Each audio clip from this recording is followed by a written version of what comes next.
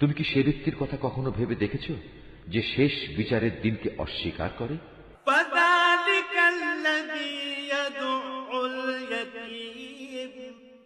এ তো হচ্ছে সে ব্যক্তি যে নিরীহ এতিমকে গলা ধাক্কা দেয়।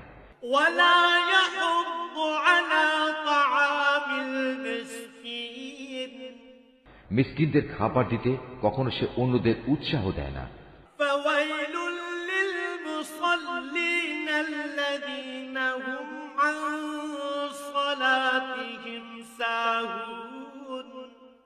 মর্মান্তিক দুর্ভোগ রয়েছে সেসব মুনাফেক নামাজির জন্য যারা নিজেদের নামাজে উদাসীন থাকে।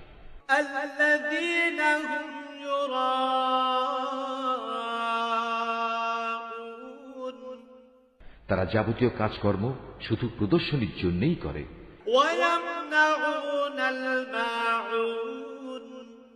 এবং ছোটখাটো জিনিস পর্যন্ত